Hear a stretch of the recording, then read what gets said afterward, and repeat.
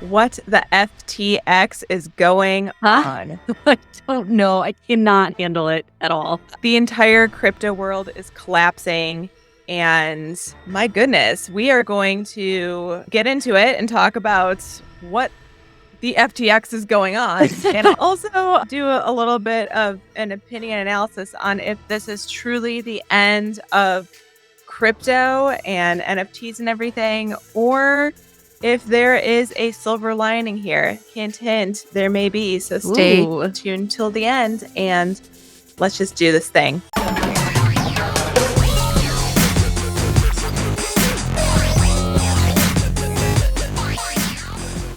Welcome, everyone. If you are new here, we do videos on Web3, NFTs, the digital art space, and apparently some crypto too, because that's what we're going to talk about today. Yeah. And hopefully we're going to keep doing these videos and the whole market isn't going to collapse. So like and subscribe because our future is unsure and that would really give us some confidence to keep going. The CEO of this company, FTX, he goes by the initials SBF, which stands for Sam Bankman-Fried. Now, just because I'm a little woo-woo, I have to get out of the way that I think there's a lot of power in words, especially in the etymology of words, which if you're interested in this sort of thing, what I'm saying, the power of words, do your own research. But how ironic is it that his name is Bankman-Fried? Because the Bankman has fried this week. My goodness, has the mighty fallen. He has gone from being called the JP Morgan of crypto to biggest scammer of all time. SBF equals BS. His name should be SBS. Yes. This is insane. Okay, so what is FTX? Let's maybe start there. FTX is an exchange, and this is important because it's not just an exchange, it's a centralized exchange. So you could get in here and you could take USD and convert it to coin to Ethereum to Dogecoin, whatever you want to do. For those who were really new to the crypto space, there were a lot of them who got onboarded in 2021. They were pretty heavily using FTX because of several reasons. They had huge ads in the Super Bowl with Tom Brady and Giselle in them. The Miami Heat arena where they play is called FTX Arena. And we actually did an episode when we were first meeting the channel about Coachella, and they were minting their Coachella NFT things. NFT, giveaway. Yeah, on Solana on FTX. And we were like, what the F is FTX? We were a little skeptical, I'm not going to lie. We, if you go back to that video, there was a moment where we were like, but why? Yeah. Why are we doing this on FTX? We thought maybe it was just like an onboarding thing. Yeah. But it was a real gamble to partner not only with Solana, but also with FTX for this. Like some of the things that Coachella gave away were like lifetime passes to Coachella. So if you paid a lot of money for that, it's a risk to take because this is all new emerging technology. But that being said, the point I am making is that FTX really got a lot of novices in crypto into the crypto space, and they have absolutely tainted the reputation of crypto and everything that it stands for and Web3. They have gone from a $32 billion valuation to zero in 10 months. They have filed for Chapter 11 bankruptcy, and everything is chaos. It's a crash and burn. I feel like unlike almost anything that we've seen before. This is probably up there with Enron and Bernie Madoff. There are people who lost their entire fortunes. They were like really banking on Bitcoin. They put their whole 401k value, whatever they took out of that portfolio, into Bitcoin, into Ethereum, whatever, and thought that their portfolios were safe, especially because people like Mr. Wonderful are singing the praises of FTX and all these other huge financial business influencers are, and were, I guess they aren't anymore, were saying that this is a safe place to put your money. Now, that was never true, however. And that's the thing that I do want to point out, because I do find it really crazy that people like Kevin O'Leary, aka Mr. Wonderful, are like, oh, this is the safest place you could put your money, with total knowledge that this is unregulated, which means that if you were to fail your company, the US government's not coming in to help you. It's unregulated. This is totally different from a bank. Banks get bailed out, as we know. This is not the same thing. Unregulated and centralized. The important thing here is that it was centralized. My dear, I was going to get to that. That was the plot twist at the end of the video. But yes, this is a centralized platform. Very important point. Centralized, meaning there is one big power at the top making decisions. There's technical complexity behind what makes a technology centralized versus decentralized. But the thing is, even though blockchains are decentralized, FTX was acting as a centralized platform and company on top of blockchain. So that is important to understand the difference between a pure blockchain system or a pure decentralized blockchain system, something like Ethereum, and FTX being on top of that and operating as a centralized business that does trades of Ethereum. I hope that is absorbing into your brain what I'm saying. Any other way to put it, Queen of Degens? I don't think so. The only thing that comes to mind is just that it's the blockchain technology, like the ledger aspect of it is working decentralized, but FTX is working like a standard bank, like as a bank, we know it today. Yeah. So banks, we all know the story now. If you're an American, I don't know what the perspective is outside of America about what happened in the Great Depression, but as an American, you should know, hopefully you're paying attention in history class, that the banks at one time had a little issue where there was panic. Everybody started to pull their money out of the banks, and lo and behold, the banks did not have the money in the bank to give the money back to everybody withdrawing at the same time, which is something called a bank run. And now the government has a lot of things in place to prevent these sort of things. They bail out banks.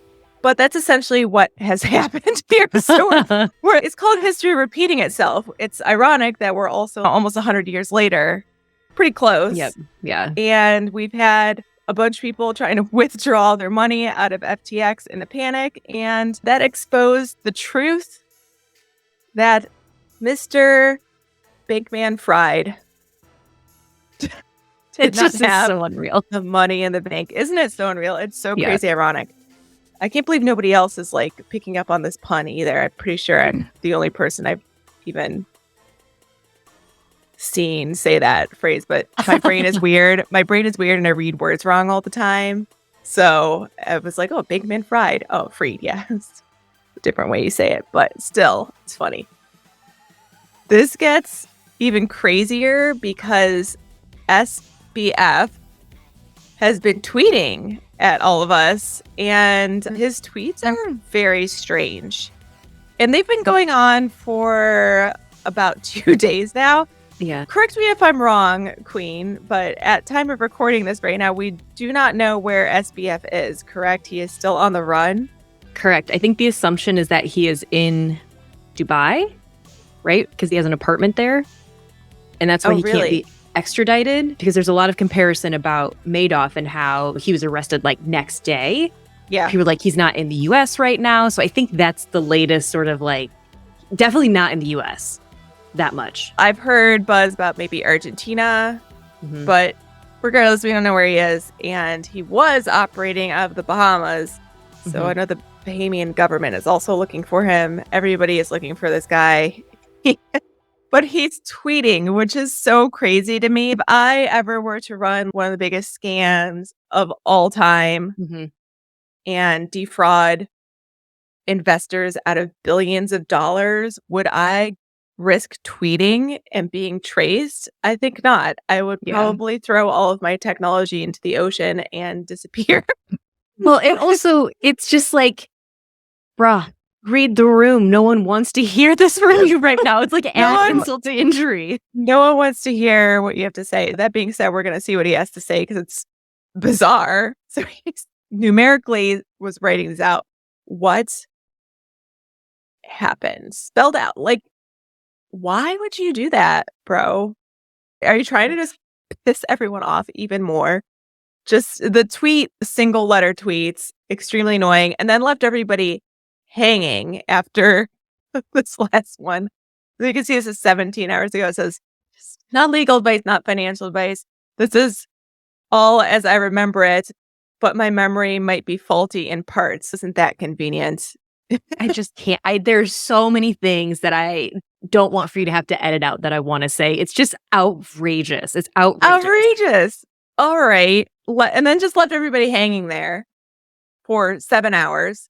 Comes back and says, I'll get to what happened. But for now, let's talk about where we are today. No, I think everybody just wants to know what happened. Yeah. Tell us. Okay. And again, left everyone hanging. Gets back on. This is only 5 hours ago, so this is still really fresh. And by the time this video is up, this will be a day old. And I'm sure there'll be more chaos. He says, okay, to the best of my knowledge, as of post 11/7, with the potential for errors, Alameda had more assets than liabilities. So Alameda is SBF's other company that he founded. And they were doing some sort of trading stuff where they buy tokens low and sell them higher in a different place, country, market. I'm not entirely sure how it worked. But so it sounds like the two companies were working together somehow and had a lot of FTT tokens, which was the token of the FTX platform. So they made their own token and turns out it wasn't really backed by anything. So FTT could also be pumped pretty easily by SBF himself, which is something that probably happened. And we don't know for sure until there's going to be like an FBI investigation to this, but I'm sure he is pumping the price of that up to make the whole scheme he has going escalate. And he thought that this margin position that he had in Alameda with the FTX FTT token would cover for all of the funds he took out of FTX. Just to be perfectly clear, that's consumer investment money that people believed was being held there like a bank, would cover everything he spent. So basically the screen interface of FTX, when you're looking at it, is just like a big IOU board. Like here's your 15 Bitcoins, but there's nothing behind them because I spent it. This is just like a facade for you to look at, which is crazy. Oh my God. I'm just flabbergasted by this whole thing. And it's also crazy that it's not too different of a story from Voyager Digital, which also declared bankruptcy earlier this year. And they tried after it failed to acquire Voyager. I'm not sure if they succeeded or not, but I'll put that on the screen. That's a side note. But anyway, they have involvement with Voyager. So this is like, the point I'm making is SBF had full knowledge of the Voyager crisis. Yeah. And still acted in this manner. Acted in this manner and tried to save them or whatever. It's crazy. Okay. 3 hours ago, tweeting, my one goal is to do right by customers. I'm contributing what I can to do so. I'm meeting in person with regulators and working with the teams to do what we can for customers. After that, investors, but first, customers. Like, bro, what are you talking about? Well, regulation now isn't going to help. It's already over and done with. How many glue sniffs do you think he's on? All of them. He's taken all of the glue. What is he talking about? So I don't know how he's going to help customers by meeting in person with regulators after they've all been screwed over. And also just too late. You took the action to make this happen. You knew this was happening. Crazy. And then 2 hours ago, reiterating his point, my goal, clean up and focus on transparency and make customers whole. Where does he think he's going to get these billions of dollars? Bonkers, just bonkers. So one thing that is interesting, which makes me think that he possibly has some sort of mental illness, is that I'm kind of seeing where his brain is going. Like, he thinks that everybody in the government is like buddy to him, is going to help him out. I think that's kind of what his thinking is. Like, he made some grand invention and everybody loved it, and they are going to give him special treatment or something. And the reason I'm saying that is because if we come on opensecrets.org, which shows you where political donation money is coming from, you will see in here that Sam Bankman-Fried, the Bankman-Fried, is the second biggest donator under George Soros to the Democratic Party. So I think he's thinking like, okay, I gave them a lot of money, so they're going to cut me some slack. He's like, I'm in bed with the government. Yeah, and I think the government's going to be like, we don't know you, bro. Goodbye. I don't think he quite understands the ramifications of his actions. What's interesting here also, because I've seen a lot of conspiracy theories going around about the Democratic Party being funded by SBF, and there's some sort of political thing happening there, corruption. Maybe that's true, but I do want to point out, just if I do a search for all the donors, there is also another FTX guy here who funded the Republican Party, although the donations to the Democratic Party were much larger, but they were definitely playing both sides of the political party or the political system as much as they could for whatever they were trying to get going, trying to essentially buy the politicians off, which is a whole other video and topic. But that's why I say I think that he thinks that he like bought the Democrats maybe, and they're just going to be like, yeah, we'll let you go. If justice is not served, then we've got a real problem here, because this is all sorts of wrong. Don't like it. And that's my 2 cents on that. Also, over the course of the past few days, there has been a hack happening, or so it looks like, on the FTX applications. A hack.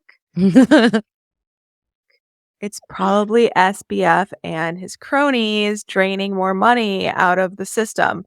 So there's a lot of suspicion that they built some back doors in the code to essentially be able to funnel money out of the system. And it looks like they took advantage of that back door this past week and continued to drain people's accounts. People were deleting their apps off their phone. Who even knows what is going on with that situation? So this is just like the biggest, craziest story I've ever heard. Yeah. And there's been a lot of jokes too that Netflix is going to have the best year ever. Yes. Because they're going to make a documentary out of this. And you can even write a fiction story. Yeah. As crazy as this. And it is not done, which is what's nuts. There are also some rumors that the team was dating each other. Dating. I don't know what we call dating and what we call just hooking up these days. But it sounds like there were some sexual trysts happening in the office. And there's some talk of like beanbag chairs and orgies. And I don't even know. These people are not people I want to think about having sex, if you know what I mean. That's all I'm going to say about that. Moving on. Queen, do you think that this is the end of crypto? No, I don't. I think that there are a lot of skeptics, and I think a lot of the literature that's out there where people are saying it is the end are trying to put some fear into people who have not been haven't been onboarded. And again, the key is this was a centralized product on top of blockchain. Yes. It was not decentralized. That is the key, I think, here. Yes. I asked you this question specifically because I knew you would answer that way. And that is also what I believe. No, I do not believe that this is the end of crypto. It is, however, a big wake-up call, and probably the thing that is going to make the general public truly understand what centralized means versus decentralized. Yes. So the point of crypto technology is to remove the banks. They're not necessary. So everybody who didn't quite understand that or doesn't quite understand how to use a cold wallet or even a hot wallet because it's complicated to set up and they didn't want to go through the hassle of creating a wallet, getting a seed phrase, writing it down, like all that stuff. It's going to have a huge wake up call now that you can never, ever trust a centralized power to hold your crypto assets. And also today it was announced that Apple will be taking USDC coin in Apple Pay. So I think it's interesting that this crypto announcement from one of the biggest, if not the biggest American company, coinciding with the collapse of the centralized exchange of crypto is just like a lot to take in. So yeah, I don't think that crypto is going anywhere. I do think that people are never going to trust a centralized place with their money again. That being said, if you do have your funds in a centralized place, I would highly suggest that you get them out of there ASAP. And if you're not sure what a centralized platform is versus a wallet, okay, here's how you know. If you have a seed phrase and you set up something like an application that made you go through a tremendously long process of writing down like 26 different words, then you've got a wallet and you're good. And your money should be in that place. And if you didn't do that, if you just signed up with like a password somewhere, like a username and password, just like any other Web2 site, you got your money in the wrong place. Your crypto's in the wrong place. Get it out of there. Got it? All right. And just to give you some recommendations of places where I would store my own crypto assets, and I'm going to give a few recommendations here of some cold wallets that you should invest in ASAP. If you are holding any crypto, NFTs, anything, just move it into a cold wallet, please. And then we'll avoid this whole fiasco in the future. And yeah, just do it. Just listen to me. Just do it. First contender up here, I've got Ledger. I do own a Ledger wallet. If you specifically want to know which one I own, it is, yeah, see, here's what it looks like. It's cute. It's little, right? And I'm not gonna lie, it's a PETA, pain in the arse to set up, but worth it. So you must just do it. Yeah. And it is this one here that I have, the Ledger Nano X. And also, if you're going to buy one of these, please buy them officially from these websites. Do not buy one of these things on Amazon or like out and about somewhere. We don't know if they could be hacked or something. You want to get it from the manufacturer. This is not the place to cut corners. Yes, don't cut corners, especially if you've got large sums of crypto. Okay, so this is the first recommendation. They do have a cheaper one, this Ledger Nano S Plus. Either of these would be great. I'm really extra with my technology, so I went with the more expensive one. Next up, we've got Trezor Wallet. I cannot tell you which of these is the best because I haven't tried them all, but maybe there's one you like, how it looks. They're all essentially doing the same thing. Trezor is also really good. It's just how do you want to interact with it? Like with the Ledger, it's click, click, click, click, click. And the Trezor is less of the clicking noise, to be honest. Maybe there's one that you like, not only how it looks better, but also the usability better. You know, you want a big screen. It's going to be a lot different from what I have here. The Ledger, on the plus side, this is tiny and I can stick this in my purse every day, which I like to do because I never know when I might want to trade something. Degen. Because I'm sure you're not like carting it around everywhere. This might be fine. And this looks pretty portable too, though. I'm not quite sure how they're not big huge. it is. Yeah. But then there's this big boy, the Grid Plus, which is more complicated. You can read smart contracts pretty clearly on here, which is a big plus if you know how to read them. This is definitely worth looking into more for an advanced trader, I'd say. Yeah. And then we have SafePal, which I've seen a lot of buzz about in YouTube videos and on the internet. And I don't really know much about it, but this is what it looks like. Looks cool. Anyway, any of these will work great. Just pick your poison. Get your money out of centralized exchanges. HODL. HODL as hard as you can right now. Yes. Not financial advice, no, but this might actually be the bottom because we've gotten the Cramer signal. He said that crypto was over yesterday. Yes. A lot of people saying that. Yeah. A lot of people play the inverse Cramer. It's like the whole market knows to do the opposite of what Jim Cramer says. I feel bad for him. Like it's I don't. it's pretty comedic at this point. And at the second he tweeted that all cryptos started to go up because everybody was playing inverse Cramer. Yeah, crypto is not going to go away, but it is having a very serious growing pain moment. Yeah, and good point. This is a dark time. It's a dark time, and this story is definitely developing as well. It's developing. Yeah, I wanted to get this video up as soon as possible, but by the time it's up, it'll probably already... He'll have tweeted something else. It's nuts. And also, I'm sincerely sorry if anybody lost money during this whole thing, because that really sucks. And this is a new technology, and it feels a lot like the beginnings of the internet when people weren't quite sure what a real website looked like versus a scam website. Like those things still happen today, but it was a lot easier to scam back in the day in the 90s. And it's the same stuff happening all over again, unfortunately. It's going to take some time. Anyway, thank you for tuning in. And please like and subscribe if you enjoyed this content. And we will see you next time.